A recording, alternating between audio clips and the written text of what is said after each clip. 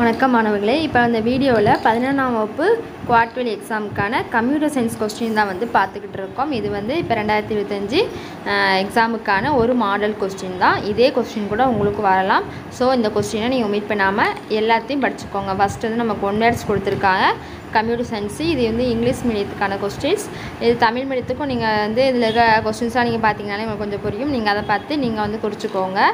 உங்கள் தமிழ் மீடியம் தமிழ் புக்கில் வந்து உங்கள் கம்ப்யூட்டர் சயின்ஸில் தமிழ் லாங்குவேஜில் புக்கு இருக்குது பார்த்தீங்களா, அதில் வந்து நீங்கள் வந்து குறிச்சிக்கோங்க. 1 வேர்ட்ஸ்க்கு எல்லாமே ஆன்சர் வந்து பார்த்துக்கோங்க. நமக்கு வந்து இதே கொஸ்டின்ஸ் கூட நமக்கு வரலாம். ஏன்னா ஒவ்வொரு டிஸ்ட்ரிக்கும் ஒவ்வொரு கொஸ்டின் அப்புறம் நமக்கு வந்து இந்த கொஸ்டினையே கூட நமக்கு வந்து அப்படியே கூட நம்ம கேட்கலாம். ஸோ வந்து கொஸ்டினை வந்து ஒமிட் பண்ணாமல் ஃபுல்லாக படிச்சுக்கோங்க. நம்ம சேனலை சப்ஸ்கிரைப் பண்ணிக்கோங்க. அப்போ தான் போடுற வீடியோஸ்லாம் உங்களுக்கு வரும். அடுத்து உங்கள் ஃப்ரெண்ட்ஸ்க்கும் ஷேர் பண்ணுங்கள். வீடியோ பிடிச்சிருந்துச்சுன்னா வீடியோவுக்கு லைக் போடுங்க.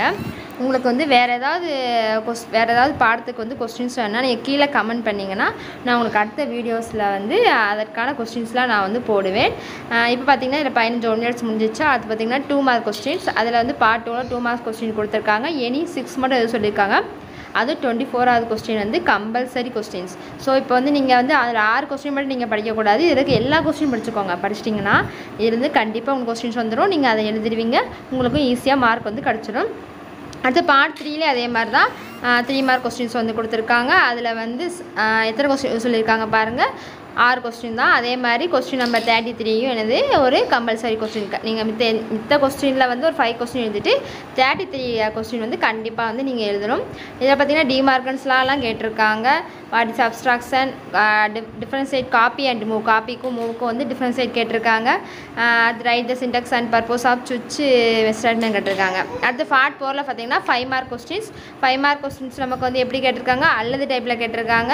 ஸோ நமக்கு 10 5 மார்க் இருக்கும். இந்த 10 5 மார்க் படித்தாலே போதும். கண்டிப்பாக உங்களால் எல்லா 5 மார்க்ஸுமே அட்டன் பண்ண முடியும். ஸோ வந்து நமக்கு வந்து எப்பவுமே ப்ரீவியஸ் இயர் கொஸ்டின் வந்து நமக்கு நிறைய ரிப்பீட்டட் கொஸ்டின்ஸ் வரும். நீங்கள் இதெல்லாம் படித்தாலே போதும், ஈஸியாக பாஸ் ஆகிடலாம், நல்ல மார்க் எடுத்துடலாம். ஸோ வந்து வீடியோவை நல்லா பார்த்து படிச்சுக்கோங்க.